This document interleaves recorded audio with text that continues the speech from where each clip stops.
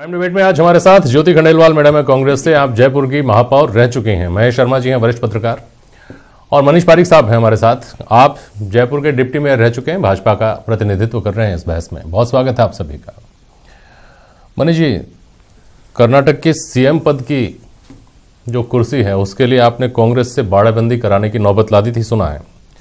आपको जयपुर में मेयर की एक कुर्सी के लिए बाड़ेबंदी करनी पड़ रही है। नहीं जयप्रकाश जी, ऐसा कोई भाड़ेबंदी जैसी बात नहीं है। आप देख रहे हैं कि प्रचंड बहुमत बीजेपी के पास में है और 63 पार्षद हैं, जो तो बहुमत के लिए बहुत ज्यादा है, वो बहुमत से ज्यादा। अब ये जो बेईमानी की या नियत खराब होने की बात तो कांग्रेस पार्टी की है कि 18 पार्षद हैं और वो ख्वाब देख रहे हैं कि जयपुर का महापौर हम बना लेंगे या 9 निर्दलीय उनके साथ हो जाएंगे तो भी 27 होते हैं। और जहां पे 63 लोग हैं और जहां 27 लोग हैं, आप समझ सकते हैं कि जेन्युइनिटी कंसर्न जो है वो भारतीय जनता पार्टी के साथ में है। सही बात है। और बड़ी बात यह भी है कि भारतीय जनता पार्टी एक अनुशासन पार्टी है। उसमें ये बात होती है जिसने तय कर दिया, सब पार्षदों ने मिलकर चुन लिया और जिसके लिए तय किया वही जीतता है। उसमें कोई ऐसी बात नहीं आती कि कोई वोट किसी और को दे देगा या उसमें कोई और बात आएगी। तो मुझे नहीं लगता ऐसी कोई बात है।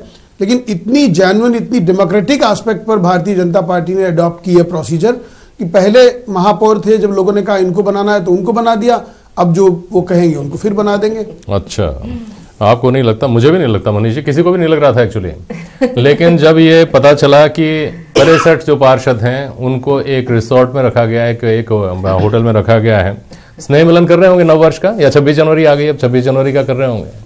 नहीं, वो तो अब लोकसभा चुनाव के संबंध में जो बैठकें हो रही है, जैसे आपने देखा आज भारतीय जनता पार्टी की कार्यशाला थी एक, और उसमें पूरे लोकसभा चुनाव की नीति बनाई गई है। तो मुझे लगता है पार्षदों से बीच में भी लोकसभा चुनाव को लेकर चर्चा होता है, प्रशिक्षण होता है, और क्या अडॉप्शन कर सकते हैं, कोई बेटरमेंट कैसे होगा, हमें ज्यादा वोट मिले और आने वाले चुनाव में ठीक परफॉर्म बीजेपी करे, इसके लिए क्या सुझाव हो सकते हैं, उनके लिए उनको इकट्ठा किया है। लेकिन निश्चित तौर पर यह बाड़ेबंदी नहीं कही जाएगी क्योंकि सब भारतीय जनता पार्टी के ही पार्षद है। नहीं, आपके द्वारा तो नहीं कही जाएगी। मैं तो केवल समझना चाह रहा हूँ कि लोकसभा चुनाव के हिसाब से जो प्रशिक्षण है उसके लिए क्या माकूल वक्त चुना है आपने? कल वोटिंग होनी है, कल तय होना है कि नया मेयर कौन होगा, और उससे 2 दिन पहले निर्देश दिया जाता है कि आइए फला जगह पहुंचिए, आप सबको यहाँ रहना है और यहाँ आपको सिखाएंगे कि लोकसभा चुनाव में कैसे उतरना है, क्या क्या करना है। क्या ये संयोग है केवल? निश्चित तौर पर संयोग नहीं है, ये बिल्कुल सोची समझी बात है।